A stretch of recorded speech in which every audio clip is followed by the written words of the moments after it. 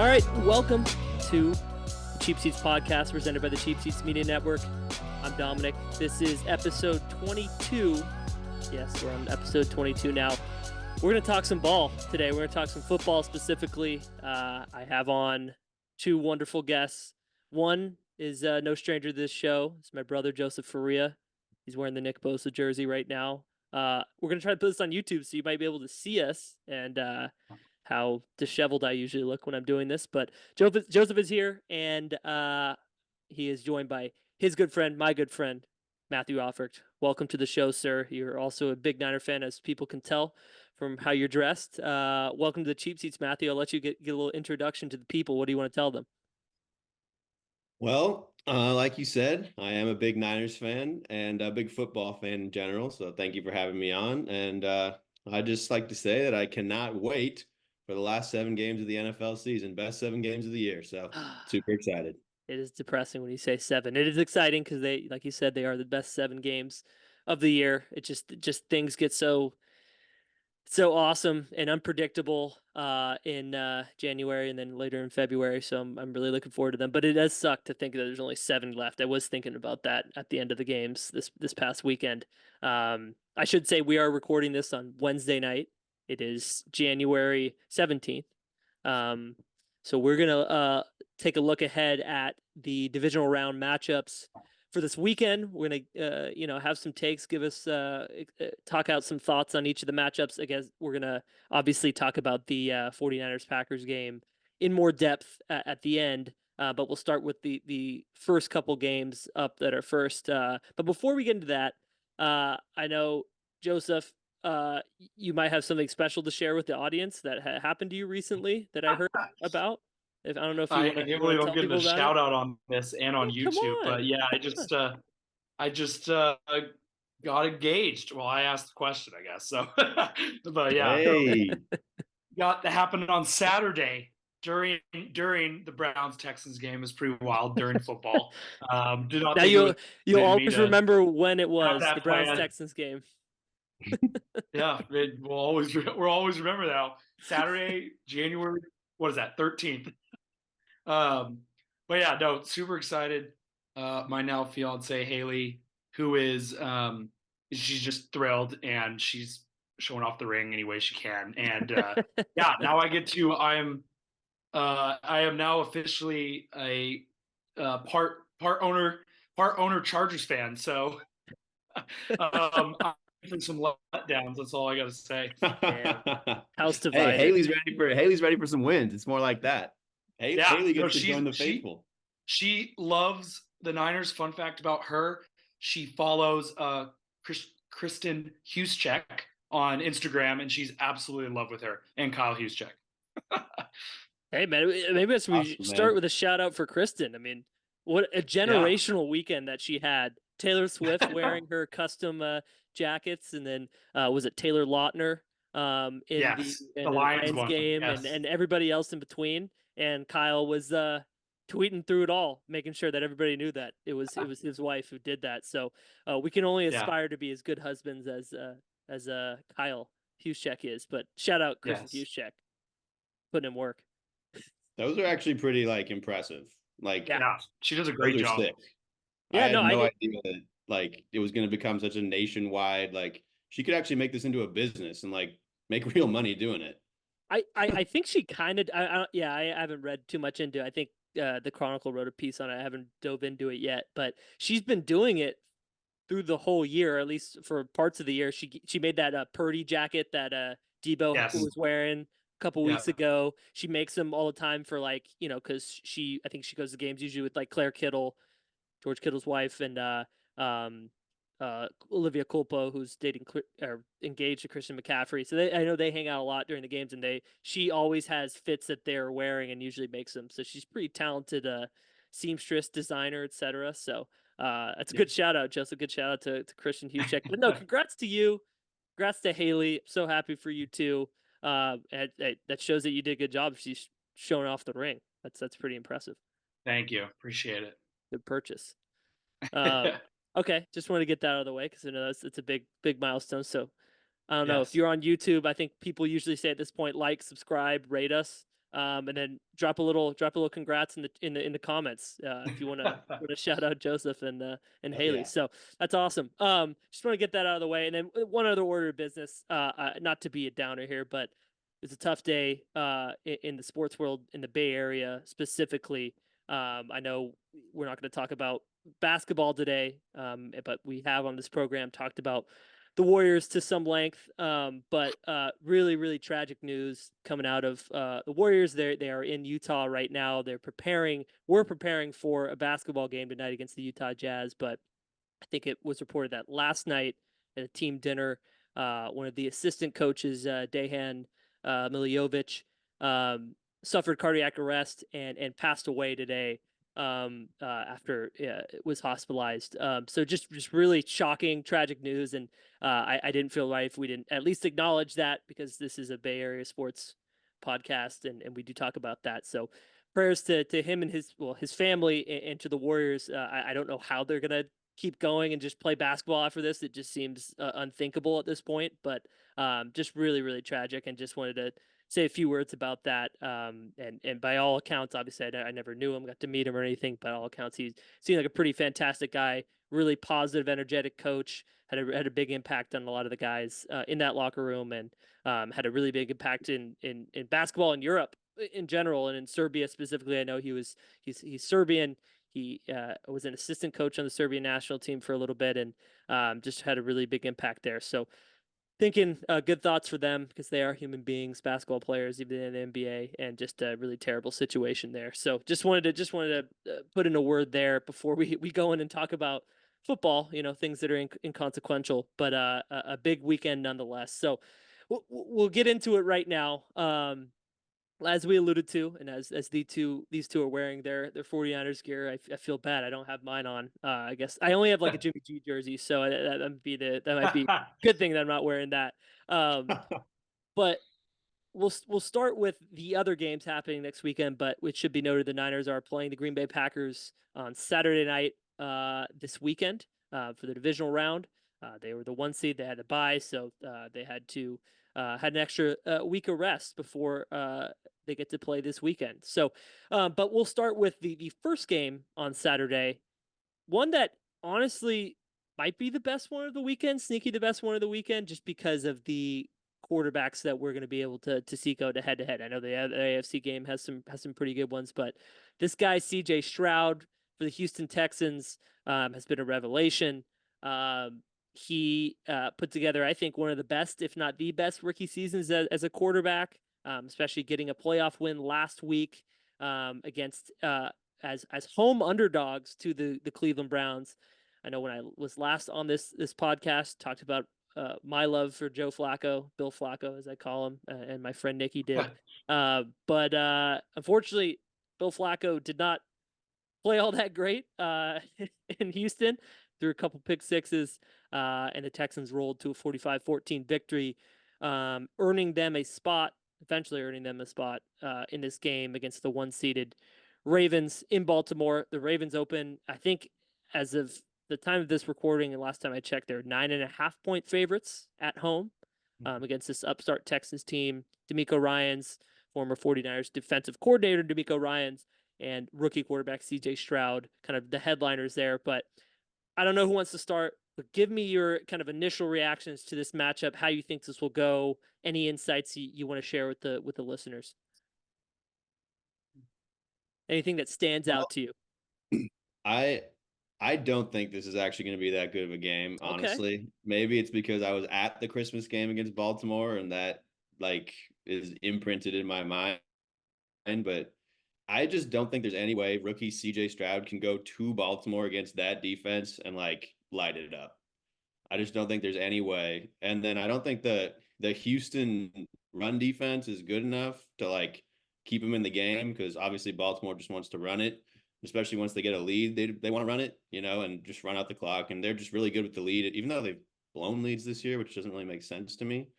But I just think Baltimore is going to get out to the lead. CJ Stroud is going to get a little rattled, and that's going to be that. I don't know. I have really high hopes for Baltimore this year. I really think they're going to make the Super Bowl. So we'll see what happens. Yeah, just to go real quickly, I agree with you for the most part there. I do think the Ravens are going to win this. I don't know if CJ Stroud can get rattled. I think he has the lowest point. that the team has the lowest turnover rate in the NFL. He has one of the lowest interception rates in the NFL. He's a rookie quarterback. That O line isn't great, which might be an issue, and we can I guess expand on that. But I don't know, man. He's just been in every game here. He's just looked more and more like a pro, and I've been so impressed with what I've seen. Joseph, what do you think? Ravens defense, though. Yeah. I think that makes the difference.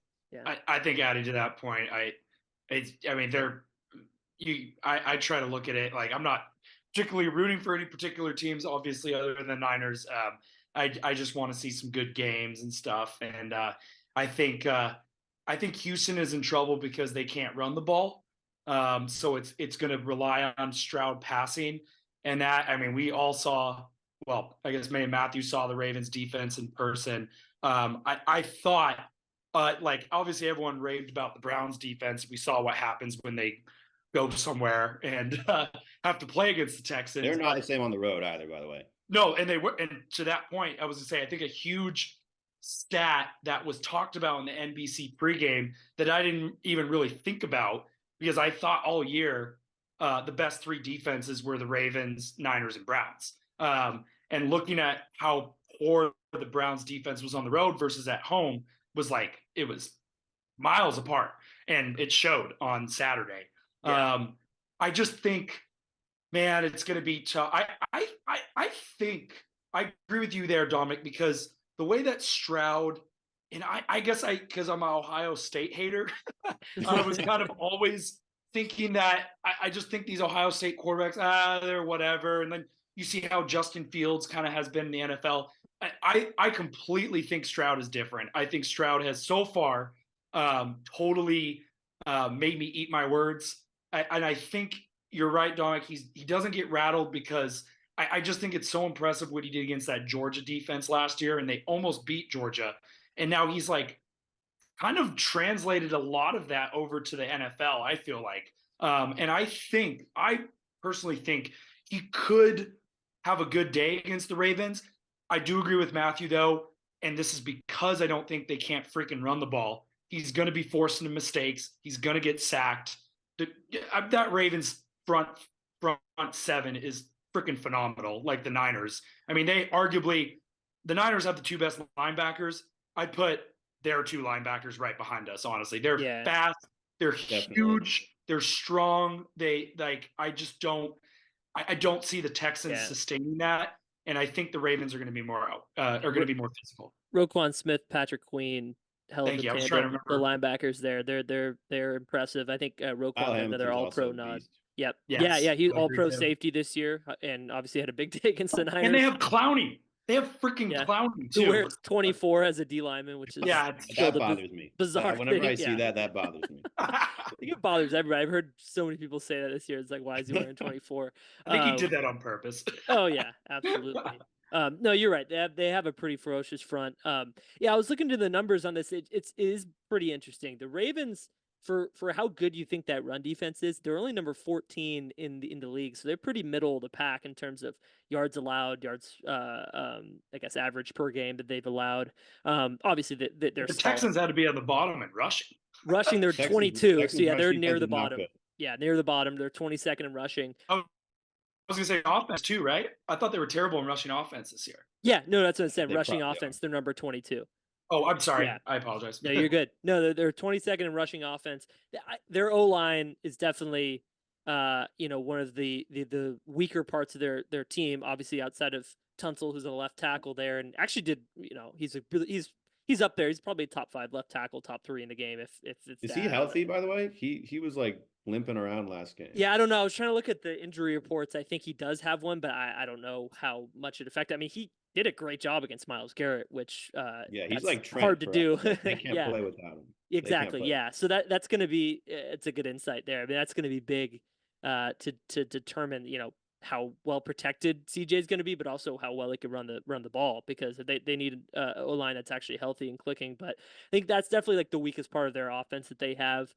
Their receivers kind of, I think before the season, nobody really knew who Tank Dell and and Collins were really. I think Nico Collins had a decent end of the last season, but they've really stepped up. But obviously without Tank, and Dalton Schultz didn't look that great for him, the tight end, last weekend either. So I don't know. They're an interesting offensive team, but on the other side, the Ravens have the number one rushing offense. Obviously, it kind of buoyed because of Lamar's abilities there. The Texans have number 6. They're number 6 in rushing defense. They're a top 10 rushing defense. They're legit. Really? And yeah, they're number 6. I was surprised to look. They're number 6 in rushing defense.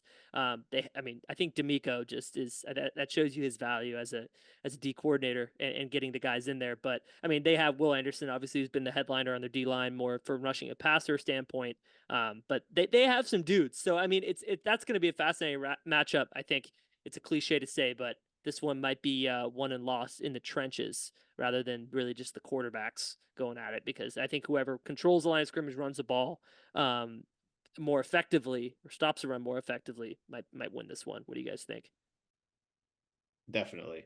And I will say I'm surprised to hear that about the Texans run D, because when I've watched them, it hasn't looked amazing. But Yeah. I also will say that stopping Lamar, like stopping the Ravens run game, is completely different than stopping any other team's run game. That's So true. I think that's why Lamar's like 20-1 against the NFC. Like if Yeah, it's if you crazy. don't like if you have no experience against this guy, you just don't really have a chance. Like that like I just think it's so lopsided, and it just comes down to the run game. Like it's pretty much that simple. Yeah, Lamar's unique. They did play way back in week 1 of the season. Ravens handled them 25 to 9, I think was the final score there. So Basically Texans a preseason struggled. game. Yeah, exactly. First game of the season. So but they had the tape. Yeah, maybe D'Amico would cook something else. I mean, really talented offensive coordinators on both sides. Bobby Slowick really has become a household name as an offensive coordinator for Houston. Todd Monken has really, obviously had that run with Georgia, and he was fantastic there with Kirby Smart. But he's really kind of elevated that Ravens offense into what it is this year, getting Lamar back on track, likely for his second MVP of the season. So, any other thoughts on this one? Matthew obviously disagrees with me. I think this will be a fun one. I know the I line think is it'll be a fun game. yeah. Don't get me wrong. I The just don't line think is it'll be that 9.5. close at the end. The line is 9.5. So Vegas knows something apparently, but Packers were 7-point underdogs in Dallas last weekend. So I don't think we need to dwell on the Cowboys. They've had enough. They've I had was enough about to talk say, I this think that's week. more about Dallas than it was about Green Bay. No, I think, and I just want to give such credit to D'Amico. I mean, what a seat. Nobody thought the Texans had a prayer, to be honest with you. They nobody. I mean, yes, you could say a large story was Jacksonville blowing the division, but Texans still ended up with a 10-win season. They were going to make the playoffs no matter what, whether they were a division winner or a wild card team. And just what a turnaround. And D'Amico, obviously we miss him on the defensive coordinator side in San Francisco, but well deserved, and people love him in Houston. Yeah, it's one thing I will say. yeah. Sorry, one thing I will say about the Texans that I think is interesting that I want to get your guys' opinion on is: do you think there's any chance? Because people are talking about Bobby Slowick becoming a head coach. I don't know if it'll happen this year, but do you think there's any chance of like a Jalen Hurts type situation where the coordinator leaves and he regresses? Like, I think Stroud's good, don't get me wrong, but I'm just not necessarily convinced that he's like the next, Peyton Manning quite yet. I think that's certainly a possibility. I think, as the Eagles have shown, the coordinators make a big difference, especially if you have a really good one and who's young and is innovative and is from the Kyle Shanahan tree. So, I mean, there might be a step back. I can't see Stroud, barring some crazy unforeseen circumstances, him like turning back into like a really struggle at the quarterback position. I think his arm strength, he's shown how he can read defenses, how he can throw under pressure. And I don't know. I've been impressed by how unfazed he has been. So I don't know if that, yes, his numbers might dip maybe if they get a guy who's not as talented calling plays in there at the offensive coordinator position next season. But I think Stroud is good enough to kind of elevate that team. And he's been good enough to elevate that team this year because they're not that talented of a roster. D'Amico got some like veterans 100%. At key positions, but they're young, man, and he's elevated them. And I should shout out our guy Jimmy Ward. He's on the IR now, but always a Niner, forever a Niner. Yeah. Even though he hated Kyle Shanahan when he left, but just wanted to say that. Dude, I didn't Guy's get over. that, man. Yeah. Played too many positions, I guess. well. He didn't want to play all those positions. Okay. We'll get to the Niners play Saturday night, so just moving ahead to Sunday now, and then we'll come back. Bucks at Lions. The Detroit Lions have won a playoff game.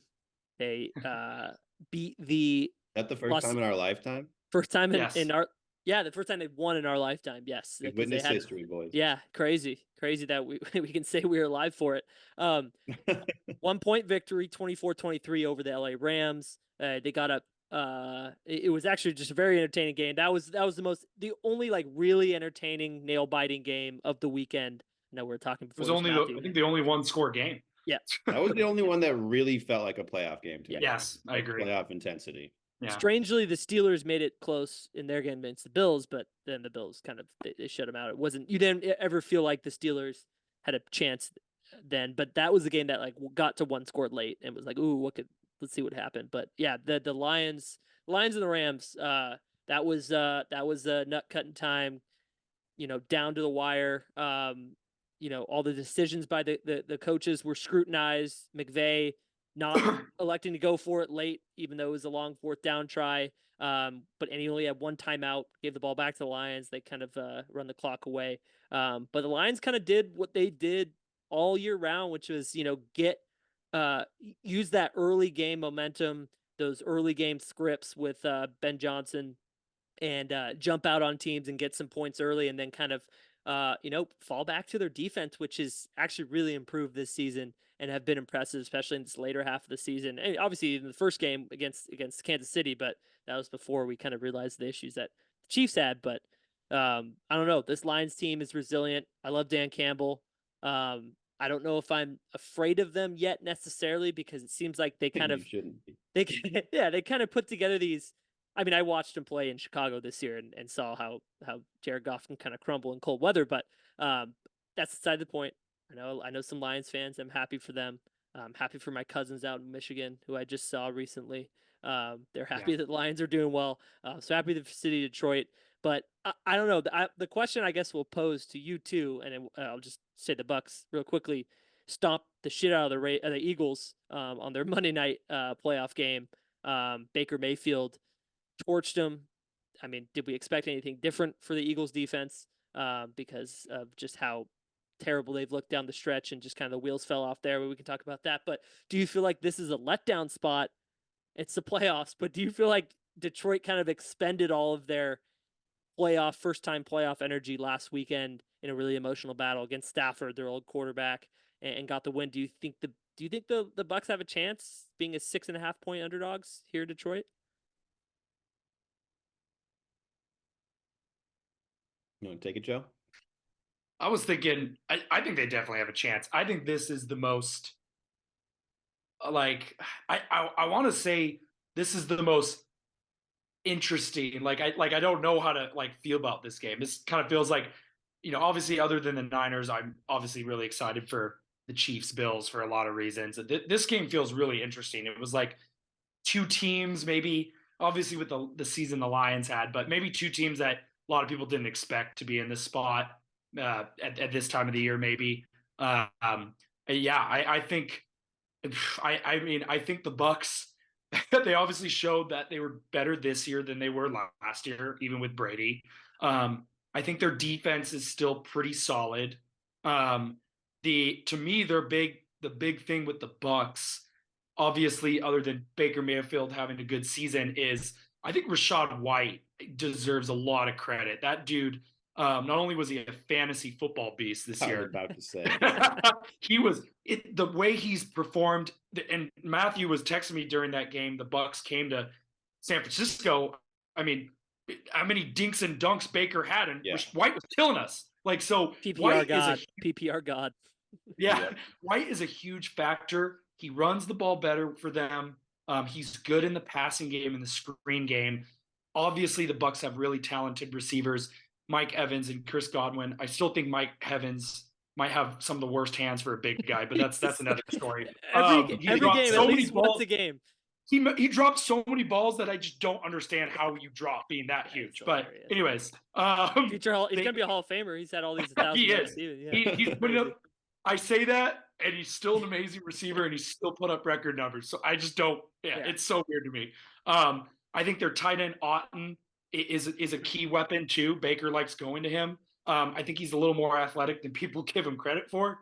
The Bucs are just extremely interesting, and that defense. Yeah. Their two linebackers are great too. I think their defense is sometimes overlooked. I'm going to say Detroit.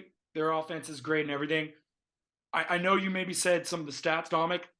I don't buy Detroit's defense, to be honest with you. I don't buy them as much. I think their front line is good. After that, I don't think they have good linebackers in secondary. Yep. So Joseph, I could see Baker having a good game. They're number 2 in rush defense. They're number 27 in the pass defense. So Yeah, it's really okay, it's that really makes sense to me. But and it's crazy because, and I'll get to you, Matthew, in a second. But the Bucs are White's been better for them. They have some dynamic, factors in the running game now. It's better than having Fournette back there when he looked like he was 100 years old and couldn't move. They've still finished last in rushing offense this year. The Bucs. It's so crazy. They just don't run the ball enough. I think it's just that Yeah. offense they have there. They did get a new. They didn't have a what's his name as their offensive coordinator. They got rid of him, and I'm blanking on his name right now. It'll come to me. But so they have a new offensive system. But yeah, Byron Leftwich. Leftwich. The name I was thinking of. So they kind of got a new system, but they still throw the ball so heavily, and they've relied on Baker so much. They have the, I think they. Yeah, I mean, my note was that they'll need to rely on the defense to create turnovers and get some extra opportunities, because it's really just going to be, I think it's going to be a lot on Baker's shoulders. And he's banged up too. I mean, he played great against the Eagles, but I think a lot of teams look good against the Eagles. Even the Cardinals looked great against the Eagles a couple weeks ago. And he's banged up. He has some rib issues. He had an ankle that got stepped on again. So it's just like, how much can you rely on just Baker Mayfield dropping back to pass every down? And the Lions, they do have a decent pass rush, actually a pretty good one there. They are 23rd in sacks, but they're number 1 in pressures. So they'll make you get out of the pocket. They'll make you throw in uncomfortable situations. They might not get home all the time, which actually matched the eye test, because I watched it and I'm like, Aiden Hutchinson just like feels like he's this close to getting at you every time, but he just doesn't get home. Kind of like the Niners too. They have a lot of pressures and not a ton of sacks, but yeah, just some interesting numbers there just to look at. Yeah, I mean, what do you think?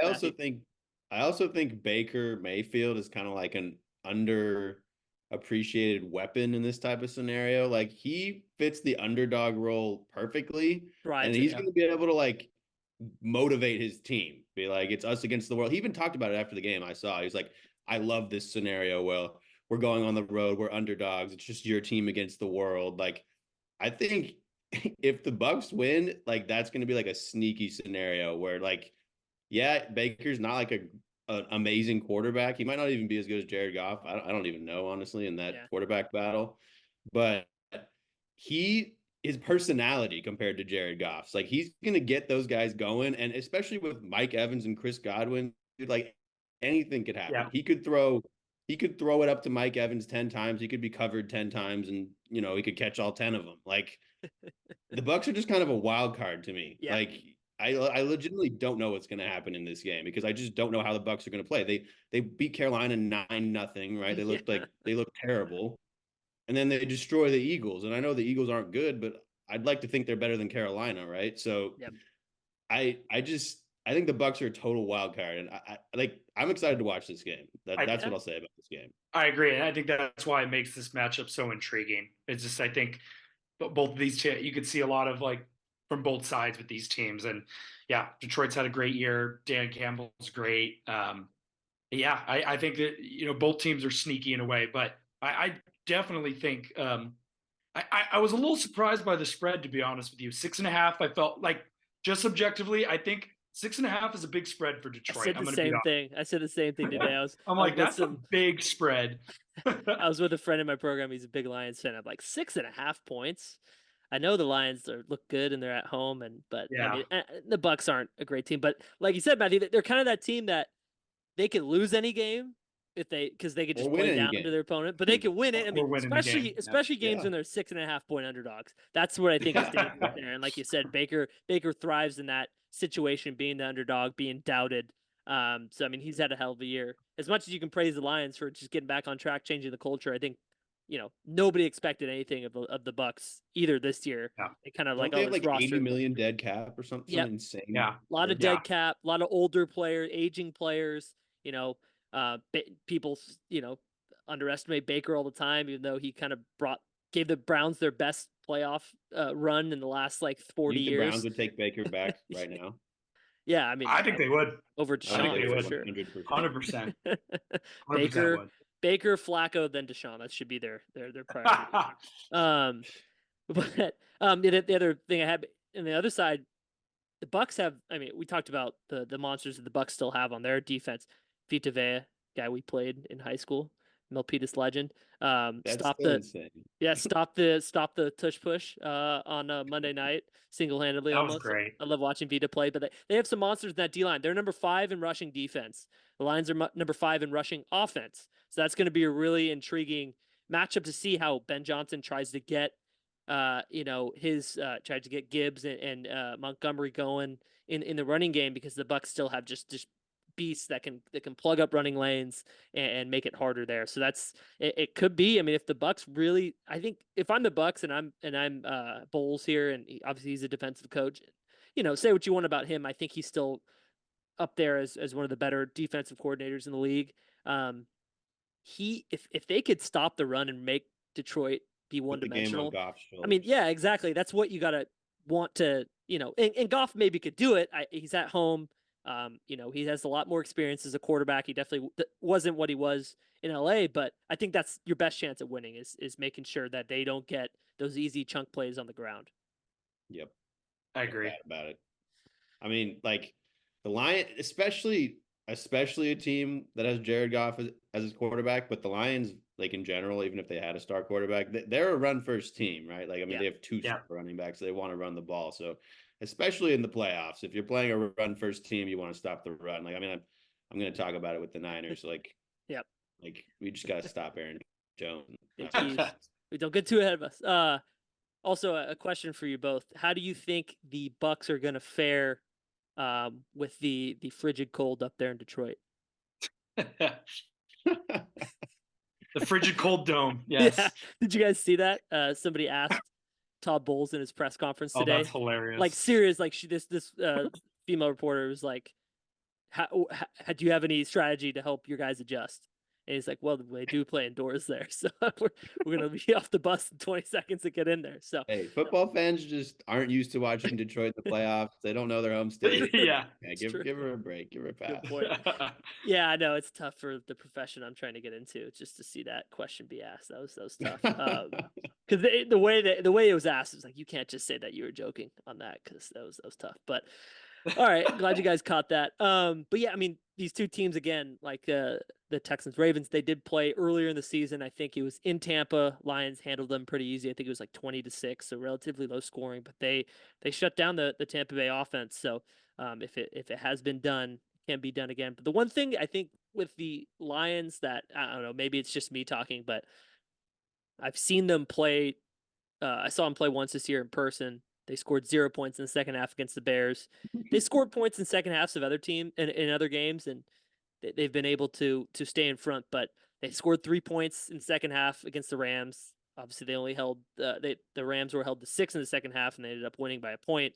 But that Week 13 game in New Orleans, they were up. Remember, they had that huge lead. They were up like 24-7 at halftime. They scored 9 points in the second half. New Orleans scored 21 and made it a really close game. So I don't know. I have this thing in my mind, and maybe tell me if I'm crazy. This is the last thing we'll talk about for this game. But do you think that they just kind of they go off that second drive script with Ben Johnson the first half, and then just kind of don't make that great adjustments in the second half? Am I crazy to see that?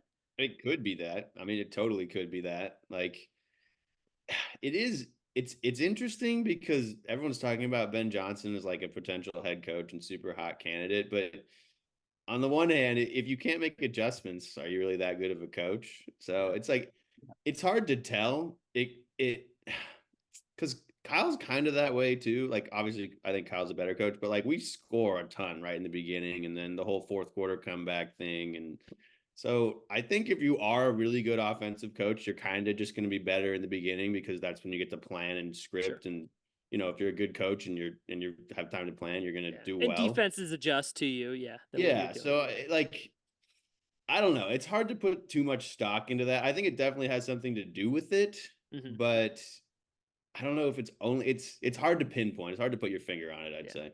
Yeah.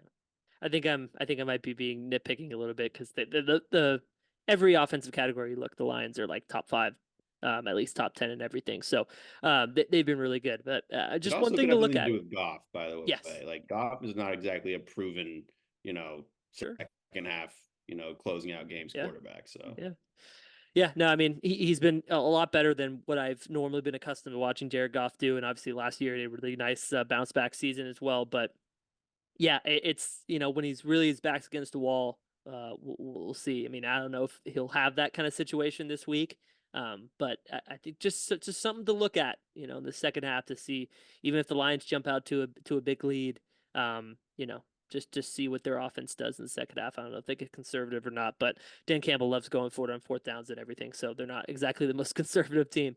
Real okay. quick on that, actually, Sure. I think Dan Campbell he's taking that too far, especially in the playoff. I don't know. I feel like that. Remember when they threw on third down to Amon-Ra to close out the game? Yeah. Everyone was like, "Oh, what a risk! So unpredictable." I feel like it's almost predictable at this point that he's going to do stuff like that. Yeah. Right. He's always going to go. He's always going to be aggressive. So aggressive. You gotta have to prepare for that. Yeah. And that stuff against the Cowboys with the 2-point conversion, what are you doing, man?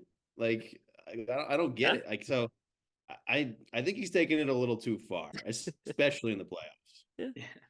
Yeah. It's a risky run. But that's the attitude he's instilled, and I think I'm still a big Dan Campbell fan. So that's the other NFC game for this weekend, and then finally this Sunday late afternoon window here, Chiefs at Bills. The third time Josh Allen, Patrick Mahomes are going to meet in the postseason.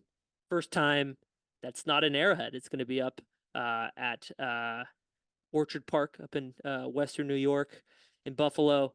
I think the first time they played was that AFC Championship game back in 2020, where obviously the Chiefs won. It was a relatively close game, but then obviously they had that thriller the next year in the divisional round that went to overtime. Chiefs, scored with however many seconds left to tie it with a field goal, won in overtime. Josh Allen was crazy that game. So we're getting a third installment of this.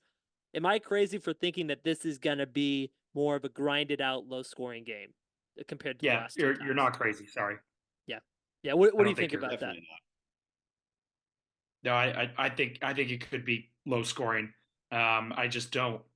I think the Bills offense will be interesting, but the Chiefs defense is good. I know the Bills defense is banged up. They played better, but the Chiefs offense is not very good. So I don't.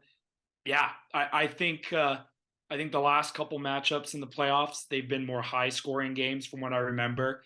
I kind of remember that AFC Championship kind of being more one-sided, though. I think Kansas City won by double digits.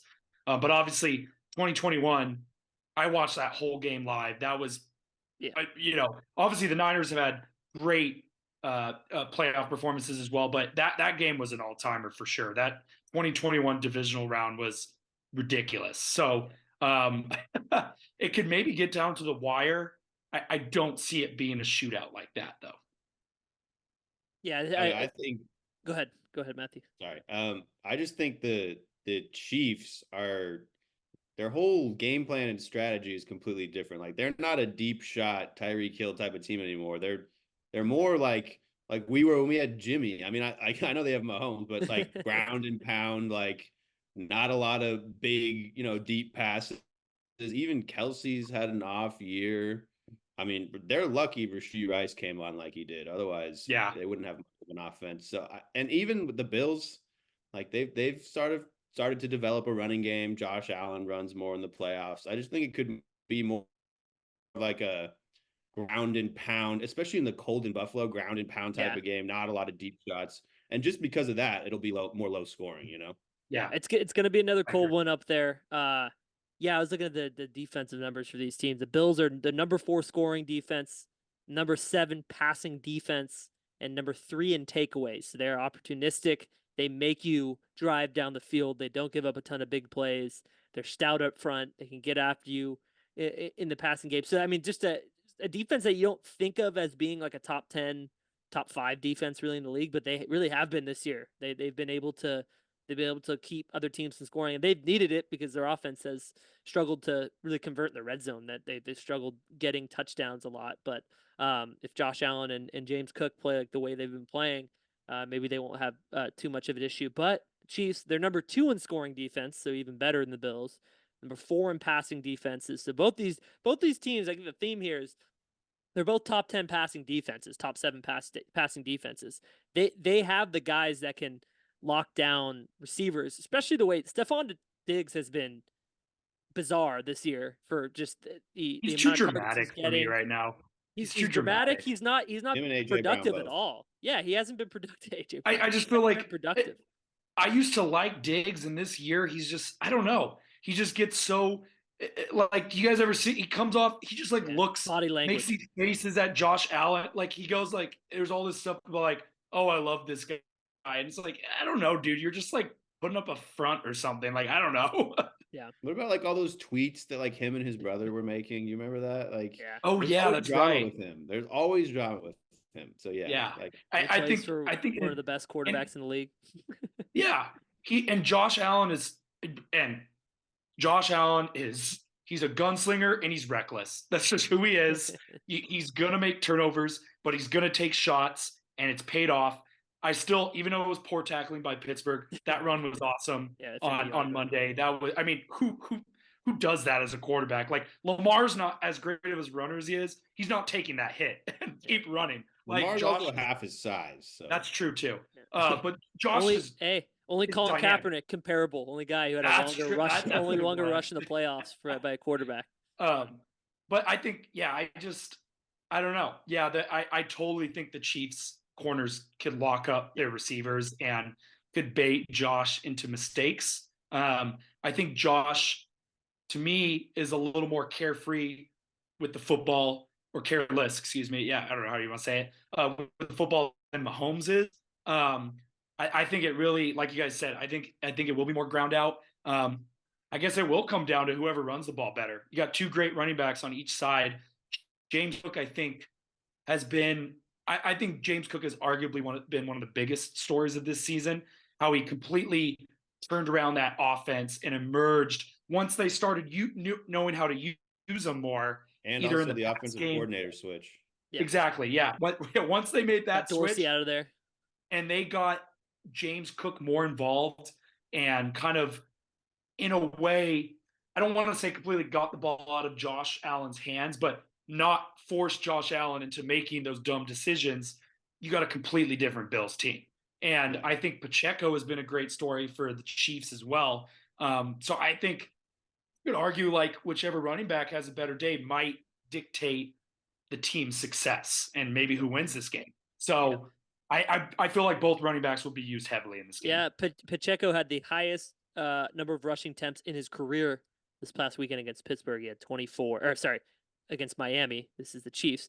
He had 24 carries for 89 yards, which isn't a lot, but that's the most he's had in his career. The Chiefs were 25 in rushing attempts this year, so really towards the bottom. So they didn't run a ton. It's Andy Reid still likes to let Patrick Mahomes be Patrick Mahomes, which I can't blame him. But with that receiving core and the struggles they've had passing, you'd think they look at what they did last week and say, hey, we can try to recreate this. I think Miami a little bit worse of a rushing defense, but still, I think the template is there. If they can rush it 20 plus times with Pacheco and take a little bit of that burden off Mahomes, I think the Chiefs will pull this out.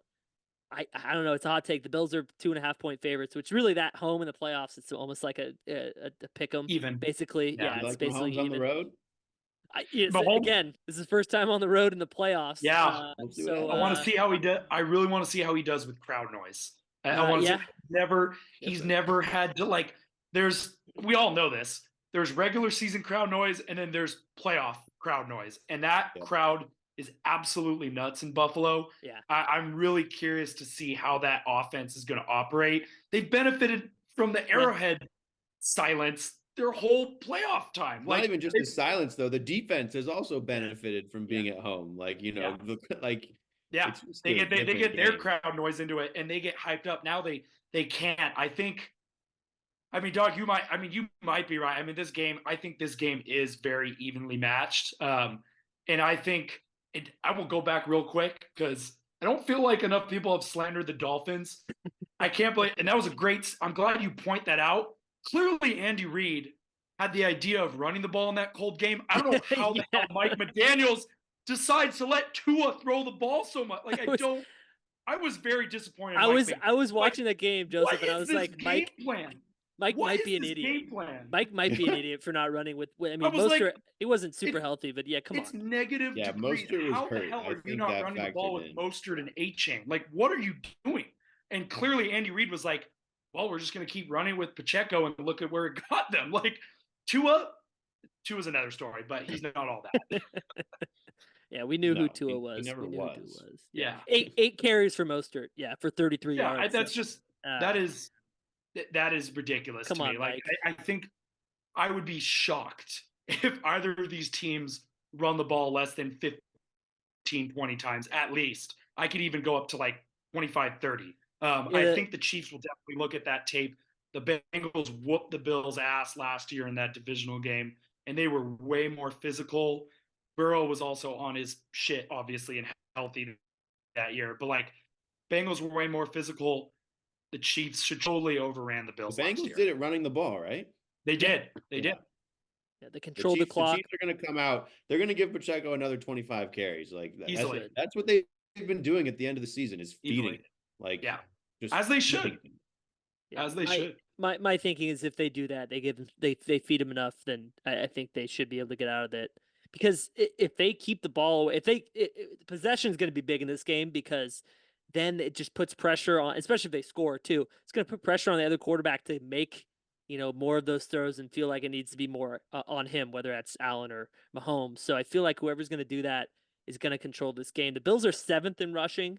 They've been really successful running the ball, 133 yards a game. They're averaging. Yep, a lot of it is Josh Allen, obviously, and he adds a whole other dimension to it.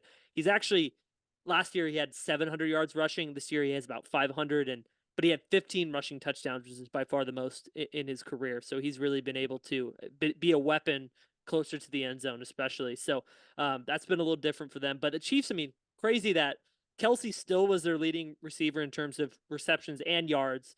He had like 900 something. I think Rice was their second guy with 900 something. So they didn't even have a 1,000-yard receiver. And it just we know the issues they've had at receiver and catching the ball. They lead the league in drops by far. So the one thing, I think it's gonna be low scoring. I think it's me a grind out. But I also think it's gonna come down to who makes that critical mistake, whether it's going to be the quarterback, whether it's going to be receivers dropping the ball if you're the Chiefs, whether it's the turnovers by Allen, whether it's, and my last point here is I just trust Andy Reid more to get things done and have a better game plan than freaking Sean McDermott. I don't think McDermott's a terrible coach, but I was watching that Steelers game and they should have won way more easily if he was just like had any competent clock management skills and like knew the situations better. Every game I feel like there's a couple things. Yeah, there's a couple things he does where it's like, dude, like you have such a good team, you could maximize and take pressure off the rest of your team by actually being smart with the clock. So I don't know. I trust Andy Reid more. Reckless coach, reckless quarterback. Yeah, but I mean, Josh's case, like it ends up panning out because he makes those amazing plays and still gets the most out of your offense. But when your coach is like, you make those mistakes, it can really cost your team. So I don't know. That's how I feel about this matchup. I think it's going to be a good game. So, all right. Do you guys want to go talk about the Niners? Absolutely. How we feeling? Event. How we feeling, guys? How we feeling? I'm checking the pulse. How we feeling? I could not be more confident, so maybe you don't want to hear from me first. No, please, Matthew, tell us. Well, like I said, I just think all we need to do is stop Aaron Jones. And the Niners have the #1 rushing defense. We haven't given up a 100-yard rusher since week 9 of 2021. So I'm just feeling pretty confident that Aaron Jones is not going to keep that streak going. And then we just got I'm not going to hate on Jordan Love, but I don't think he can win a playoff game at Levi's with putting the team on his back. Like, I mean, they're the youngest team to make the playoffs in like 50 years versus our insanely stacked, insanely experienced roster. Like, it's just not their time. It's our time. It's that simple. Yeah, Joseph, before we get to you, yeah, I'm not like super confident, like, oh, this is going to be a walk in the park, but I think people are way more worried than they need to be watching the Packers just Yeah. dismantle the Okay. Cowboys. One more thing I Yeah. want to say about Yes, that is please. that was mostly the Cowboys. Yes, Okay. That that's what I wasn't was going to say. like the Cowboys made it way too easy on the Packers. Like, Yeah. yes, the Packers played well, but like the Cowboys were so bad. And also, like, just when as it relates to the Cowboys, when it gets to the playoffs, like you need to be able to run the ball and you need to be able to stop the run. And the Cowboys They couldn't didn't do do either. either. Yeah. So it was more that, in my Yeah. opinion, than the Packers.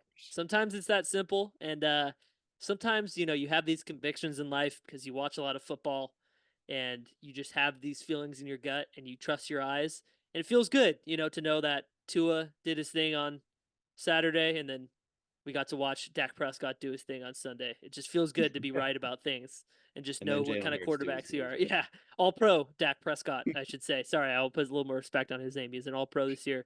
But yeah, that was just astounding. Not astounding because didn't think it was. I wasn't surprised that it happened to the Cowboys, but just crazy that they made Green Bay look that good. I mean, they. I think Love's a solid quarterback. He's going to be a solid quarterback for a long time. He has a lot of talent. But to make that young of a team and that bad of a team, this is the 28th ranked run defense, and they made the Cowboys look like they never could run a running play. And obviously they got down early and things, kind of That's what snowballed I ahead mean, of where pass. it's more the Cowboys just not being able to run. Yeah. They haven't So been able to run all season. yeah, so it is crazy. And I know you mentioned so your key to the game, Matthew, if I could distill it down, is stopping the run and containing Aaron Jones, making Jordan Love throw the ball a bunch and relying on his O line to protect him. Just a stat that I have and I think is going to be big in that department is having Eric Armstead back on the Yep. D line. Huge. Big difference when he's in the game. 12 games with Eric Armstead this year for the Niners. Their opponents are averaging 79 rushing yards a game. Last 5 without Armstead, 115.4 yards per game that the Niners have allowed on the ground. So he makes a huge difference in just stuffing up those running lanes and obviously creating pressure from the interior on passing downs too. I think Armstead just adds a whole new dimension. Getting him back is going to be huge and going to be well needed in this game. But Joseph, what do you think? No, I think I feel pretty comfortable as well. It's like kind of weird to say that in a way in a playoff game, but like I do agree with you guys what you say with the Packers with the Cowboys. Like I think the Packers will come out firing, and I just think we just need to be able to, not obviously not get in a deficit like the Cowboys did, especially to that extent, obviously. But like I just really especially on the offensive side, I just don't see how we don't score under like 30 points against this defense. Like I think Purdy, we just got to run the ball on them. Like I hope Shanahan doesn't try to get too cute. Just run the damn ball with McCaffrey. Get Mason and Elijah even involved. This is Take my some key load to the off game. McCaffrey. My key to the Thank game. you. Yep. And just and do your crossing routes with Debo and Ayuk. And I just feel like there's too many guys. There's too many guys, anyways, to stop with this offense. But the Packers, outside of it, sounds like Jair Alexander's going to play. The Packers, really, outside of Jair Alexander, I don't think anybody that can slow anybody on the offense down. And I also don't think they're going to generate enough of a pass rush that's going to make Purdy uncomfortable. Like Purdy, like you saw how uncomfortable Purdy was live against the Ravens. That was a formula that worked for the Ravens. That was the worst Purdy's looked all season. They every sent other an extra game, rusher on every single down. They sent an extra rusher every down. They had somebody else blitzing, and the protections. I think it was a little bit on the Niners O line and the protections there because they just never knew where the extra rusher was coming from. It felt like they were having somebody come free every play, and that really, it didn't. I don't think it bothered Purdy to an extent where like he just didn't look himself. He just got some balls tipped and some things went the wrong way. Yeah, I mean, the first pick we had plenty of time to throw, and he just didn't see the tried to look off the safety and Hamilton was there because he's a good safety. But I don't know. I'm sure the Packers are going to want to blitz then. Yeah. So no, I'm sure but I they'll think send some pressure. I just don't. I don't see any problems on the offense. I will actually be kind of upset if we don't score at least 30 points. Like I just really think unless we only give up like 3 or something. Yeah. Yeah. Yeah. Our defense, their defense, I just feel like cannot stop our offense. And Matthew's right. Like I just really think if you obviously you're trying with all these games, you're trying to make a team more one-dimensional. You take away the run game like the Niners mostly have, it's going to put a lot more pressure on Jordan Love, who is a good quarterback. I think we can exploit their young receivers too. And I think the Niners secondary can have a good game. I really am hopeful about the D-line, hopefully getting a strip sack or two, maybe too. I really think we can benefit from that. And the Niners are, and just riding off that, the history of us beating the Packers in the playoffs, I just don't see that changing. Most played postseason rivalry. Yep, 10th matchup. That is great. Postseason. What's the overall record? I want to know that. Niners are 5-4. Yeah, the Niners are 5-4. They played 5 years in a row in the 90s, and obviously this is the fourth time, or fifth time in the last. Well, we had a couple back in the 2012, 2013, and then obviously we beat them. I think, 4 straight times now. This is the fifth time in our the non-1990s era. Yeah, those are all Aaron Rodgers, obviously. So Niners have had good luck against the Packers.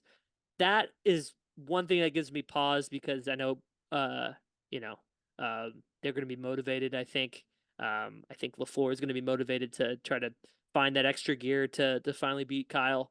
So that's something I know the Packers are going to be motivated. The Niners absolutely cannot take this game lightly, which I don't think they will. They're the professionals. They're in the playoffs. They're taking it very seriously, and I think the type of game that Green Bay had, it was good, I think, for the Niners, because it made them not take him for granted, because they're going to have to prepare. They're going to have to make sure the defense is tightened up, especially because the way Jordan Love's playing. But they play such a different defensive style than Dan Quinn does in that Cowboys defense. They play much more zone over the top. I think they're a better man coverage team. They don't have the corpse of Stephon Gilmore out there getting cooked by Romeo Doubs all the time.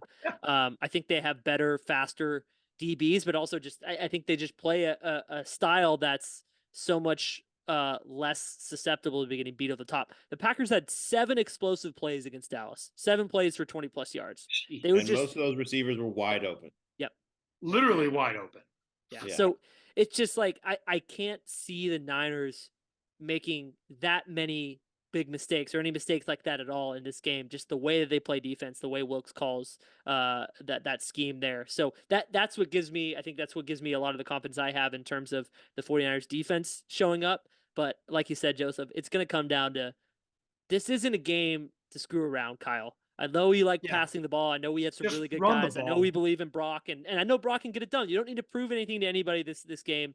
Just run the ball. This is the 28th ranked run defense again. Yes. 28th ranked run defense. You can run on this team. You can run on 12 yards per game they give up. Yeah. Over 112 yards. And if you don't want to if you want to get cute, run it with different guys then, like you do with Debo. McCaffrey's rested though. McCaffrey's ready. Oh no, I'm just saying run McCaffrey, but I'm saying if you want to feel like you want to switch it up with the run, you could do that too. I'm just there's no reason to force let Debo run it. Yeah, exactly. There's no reason to feel like you have to get in so many passing situations.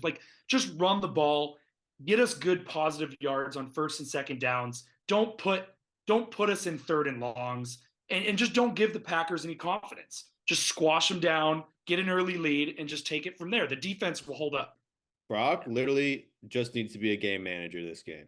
I think so too. He's the game manager, but that's all he needs to do this game. Yeah. Just the old Jimmy G. Just don't turn the ball over. McCaffrey, throw the occasional pass. 2019 NFC Championship game. That's what I was going to say. Let's do it again. Exactly. I think the league's adjusted to the outside zone a little bit, but hey. I just really think it's just as simple as that, and the Niners just heavily outmatched them.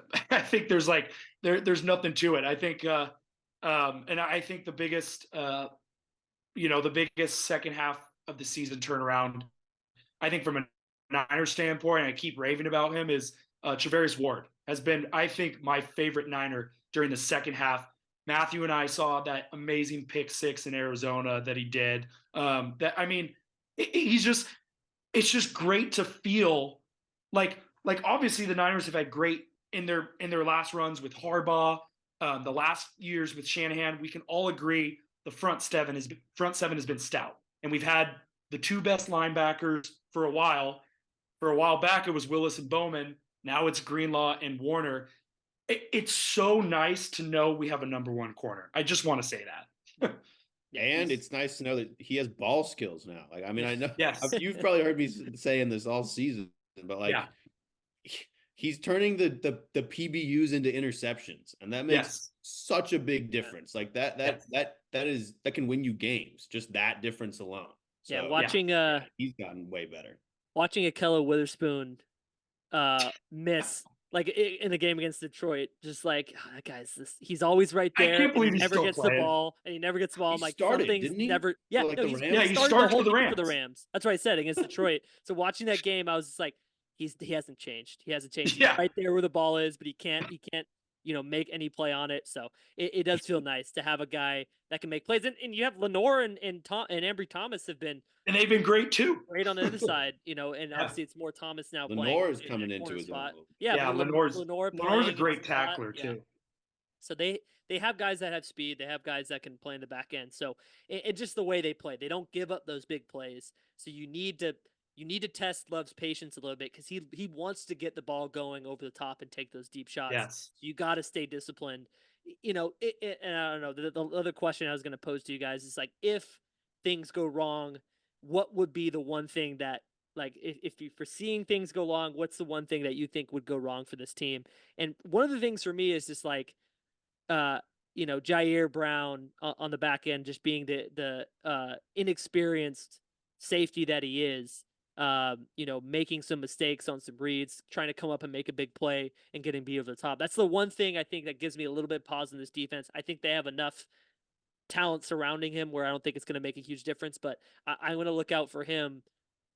Don't be the hero of this game. Stay in front, make him throw the ball in front of you, keep things in front of you, and not try to make those big plays. I don't know if you have any other thoughts on what you think, could be the kicking, could be something else. I don't know what you think is the one thing that makes you nervous. Kicking's a good point. Don't get it down to a field goal game. just don't, not against this team. Don't do it. And but I would say they have a kicker who might be worse than our kicker, because Carlson is really bad for them. That is true too. But did Carlson miss his last two though? Like that's the difference. He missed an extra point in Dallas, and he hasn't looked great. He's actually missed a bunch of kicks, but I don't know. I know Moody has missed some recently, but he's only missed 5 kicks all year. But as I was saying, Joseph knows I'd said this, but the kicks he's missed have been very consequential. I think he's missed 5 all year, but 4 of them have been the difference between a win and loss in a couple of those. And they also haven't been that long. They've been 41. Yep. It's not like he's missing 55. He pushes it every time. Pushes it right. I think that if you were saying, Doc, one concern to me, it's like, I have the most confidence in the offense. I have very good confidence in the defense. If I were to say one or two things, it would be either like missed tackling, which I really don't see happen, which is why the Niners are so good at not giving up explosive plays, or special teams.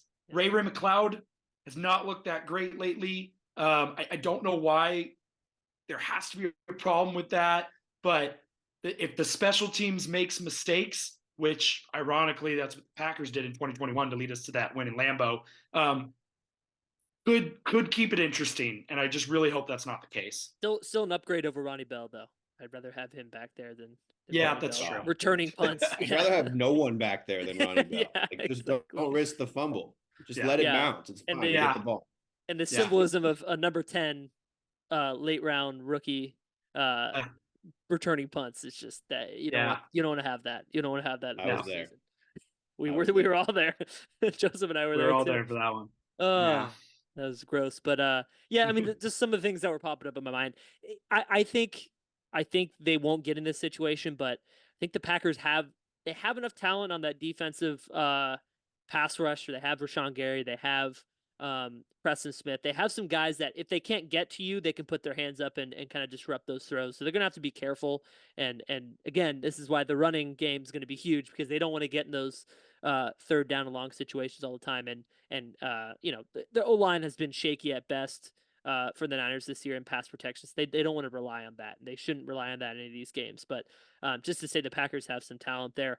They also the Packers O-line has allowed the third fewest sacks in the NFL. They've only allowed 30 sacks in 17 games. They did not allow a sack against Micah Parsons in that great Cowboys defense last week.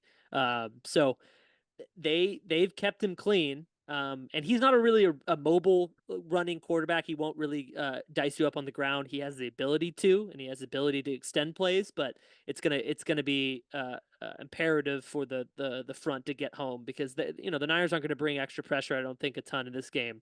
It's going to be on Bosa and Chase Young and those guys to get to Love and actually and knock him off his rhythm a little bit. They can't let him get going.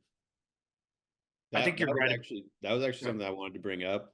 That's a good point. Is another key to the game for me is to make Jordan Love uncomfortable because, like you said, Dallas got no pressure on him, but that was largely because they were running the ball so well and because of their play action game. So opens up everything else for them. Yeah, that's another reason why I say it's so important to stop the run because their play action pass keeps Jordan Love in rhythm, keeps their offense in rhythm. It's not just the running game. The run also sets up the pass the same way it does for us. So yeah, we'll be able to get more pressure, just make Jordan Love more uncomfortable, just cover up that first read, that little tight end that kind of leaks, that easy throw that he has. We just need to we need to make him uncomfortable. We need to hit him. We need to get him out of his rhythm and then just see what he can do because it's LaFleur, and one thing we haven't talked about yet also is LaFleur versus Shanahan. Yeah. And in my opinion, LaFleur is just kind of like a worse version of Kyle. They run a very similar system. Sure. So it's kind of like the same thing as us, right? Where if we're not playing from ahead, if we're not running the ball, if we don't have play action to set up our deep shots and stuff like that, our offense isn't as good. So, the difference is they can't just throw a screen to Debo and he could run for 75 yards. They actually need to scheme their way down the field. So if we just throw them off their game a little bit, I'm not sure they'll be able to adjust. That's a good point. And I think, and Dominic was right in the sense that having Armstead is going to be huge. I think another defensive guy, Hargrave, has been a huge addition to that D line. He has been an unspoken hero, I think, as well. So I think, I just really hope it's a good game for the D line. Like Dominic said, clearly the Packers offensive line hasn't given up many sacks. Could be a combination of things, running the ball, Jordan Love just getting out of his hands quickly, which I'm sure they're still going to try to do because LaFleur, of course, is not going to want to let that D line take over. But I think our interior D line and hopefully with the rushers, gosh, I would love to see a Chase Young game. I'd just love to see him get a couple sacks. He's play more. I think he's and a strip right? sack. He has been playing more. I just I could see it. I want to see Chase Young have an impactful game. I think he will. Cleveland Farrell was really the only guy on the injury report that did not practice, I think, today. I don't know. I think he'll probably still end up suiting up, but he's clearly the one that he has a knee injury and he's dealing with something. I think the only other guys in the injury report, I think, were let's see, it was the safety. It was Logan Ryan limited practice today. Dre Greenlaw limited practice today. Everybody else was full participant. So it seems like Farrell's the only one, and he technically has been the starter opposite of Bosa. And it's been more Chase Young coming in on later downs. So it might be up to Chase to really, play more of a full game this week. That's why they've invested in that position, and they got Randy Gregory and they got Chase Young, right?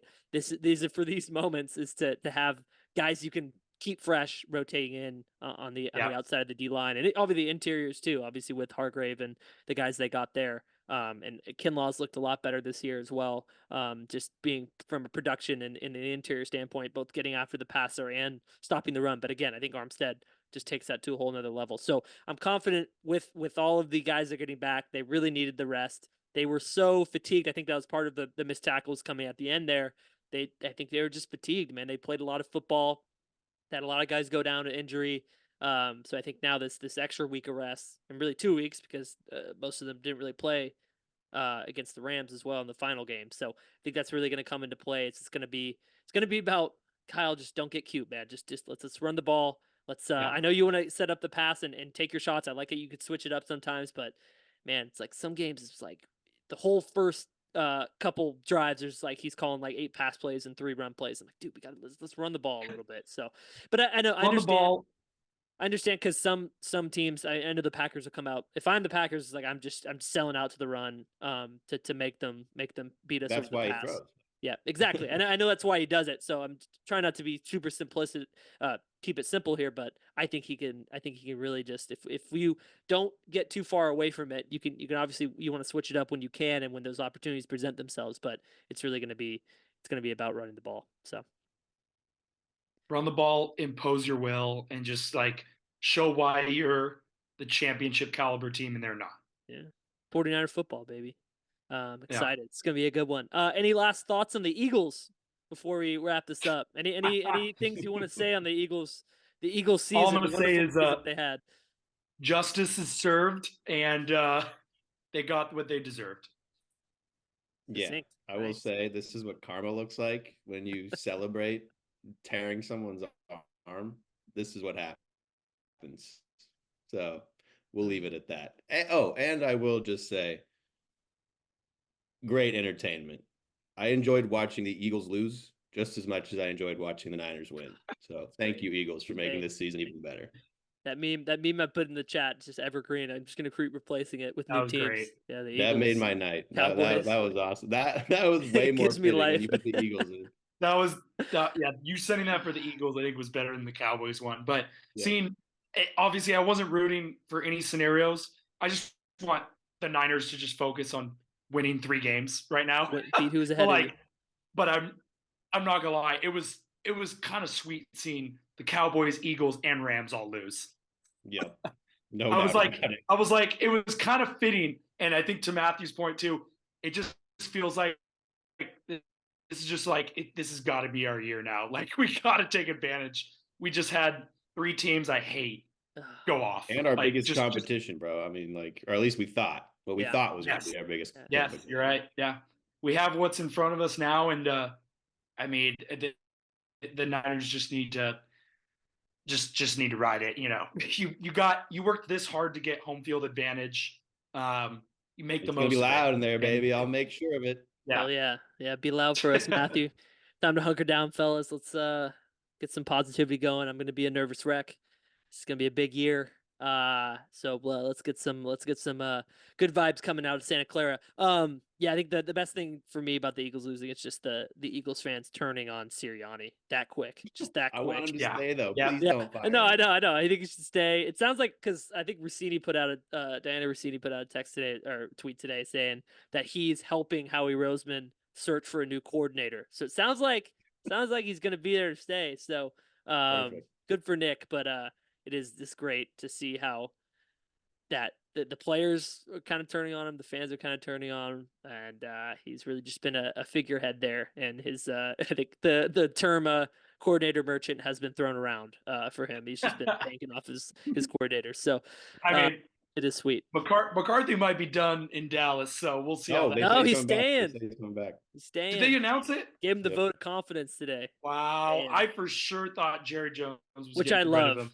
Run it Give back. me one Mike. more year of Dak and McCarthy, baby. Run it one back, more year. Mike. I think that's it's hard to say. I low key think that's a mistake by Jerry Jones, but I high key their own. mistake, but I'll take it. Well, he's got a BAC of like at least 0.05 at all times. So. All right. Hey, one more thing on the Eagles, by the way. Please. It wasn't the Bucs who ended their season. It was us. Just for the record. Bullied them. All right, we got to be bullies now in the playoffs, though. We got the real time starting. So let's go Niners. Matthew, do you want to end out this wonderful podcast? Again, the first one we'll try to put up on YouTube. That's if you're watching this, everything has gone well, and I've been able to put it up. But Matthew, let's as is tradition on this Cheap Seats podcast, as you welcome into the Cheap Seats family, let's hear some of your favorite sports memories. Again, it can be you playing sports, it can be you watching sports. Anything you want to share with the audience. I got a good one for you guys. I know you're going to like this one. So my favorite sports memory was the 2011 divisional round against the New Orleans Saints. All time. at Candlestick Park. Future performing pregame, Tony Montana. That was amazing. I don't know if you guys remember Anthony Dixon. He's like Booby. the old George Odom. Booby Dixon. Out there. Future's playing Tony Montana. Dixon's dancing on the field. Crowd's going crazy. That's pregame. It was wild. Then the game starts. I mean, it was my first playoff game. I mean, yeah, it was ours. Yeah, it was the game first of Candlestick in I don't even know how many years. Long time. Crowd was going crazy. And then 4 touchdowns in the last 5 minutes, 2 by each team. Alex Smith with like the 28-yard QB keeper. Vernon Davis with the catch part 2. That was the first time I cried at a football game. I was like embarrassed. I was like 15 or something, 14. I was like embarrassed by it. Now I'm not embarrassed. I'll fucking cry at the Super Bowl. I don't care. Hey, I was balling. I was balling too, Matthew. I was right there with you. I'm pretty sure everyone in that stadium was crying. Like, dude, you know that quote? Can you feel Candlestick? Like, you could feel it. Like, it was this. Yeah, it was. Robinson, shout out, my guy, radio legend. I know you were there, right? Were you there, Dom? Yeah, we were there together. I think the whole family went. We were sitting with. Oh yeah. My dad. It was just the 5 of us. Dad sat with Jackson on the season ticket, and then me, Mom, and Dominic sat in a section over, and we were actually right. We were in the upper level, but like first row. We were right on the railings, pretty much. So we had I remember great view the whole game. It was like 5-yard line, kind of closer to the I think it was whoever that we were close. Yeah, we were close to the end zone where the Niners scored a couple times in the beginning of the game. Yeah. Crabtree, I remember being one of those touchdowns. And then when the went up 17-0, right? It was. Sure. We jumped on them, and then we saw the late touchdowns on our side, Sproles and that was Jimmy Graham, the Bounty Gate Saints. Yeah, that's Greg. That was Dr. Heat. Heat. Dr. Heat, right? That was those F those guys. And Sean Payton, dude. I love. Yeah, Sean Payton. I love seeing that. Jimmy Graham, bro. That was a game. Yeah, it was right. It was Sproles and Jimmy Graham, right? Those 2 touchdowns at the end. Yeah. Yep, that was the OG Saints. I mean, the OG Niners, Willis, Bowman, Hittner, Goldson. Like, those 2 teams were Justin great. Smith, Alden Smith. Yep. Yeah. That was a game. That was a hard hitting game. That was back when it wasn't a flag to take someone's head off. Was it Whitner who knocked what's his name out, the running back out near the knocked him Thomas. out cold? Yeah, that's what it was. Yeah, Pierre Thomas out cold, caused a fumble on the 5-yard line, and then everyone piles on top of him while he's out cold, dude. Like what was that? Like 12 years ago, that wasn't a penalty. They're like, that's football. Dude, I went back and watched that game the other day, like not that long ago, and I was like, oh my god, dude! I swear, Jimmy Graham got 2 concussions that game at least. Like he was like.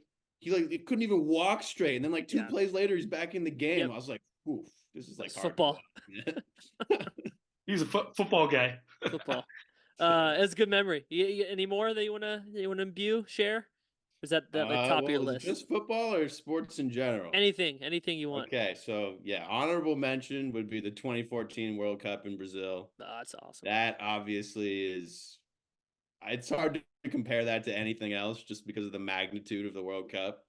So I got to go to 4 different cities in Brazil: Manaus, Rio, Belo Horizonte, and Salvador. They were all awesome. Wow. I got to see the U.S. play twice. One time I got to see them play Cristiano Ronaldo in Portugal. So that was awesome. We won. Didn't we win? Oh, we tied. We tied, yeah. Ronaldo had this beautiful assist in like stoppage time, and I wasn't even that mad about it. So I was like, I get to see Ronaldo, like my idol. So that was awesome. And then I got to see them lose to Belgium in the knockout rounds. Like that was a pretty good game. Heartbreaker. Wondolowski. I don't know if you guys remember. Oh Wondolowski could have won that game. That was like right in front of me too. I was like sitting right next to the goal. Put it right over the crossbar.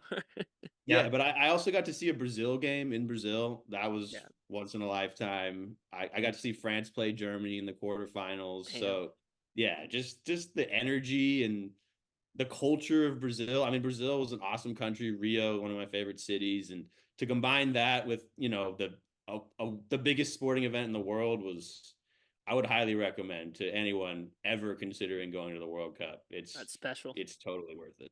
It's coming here.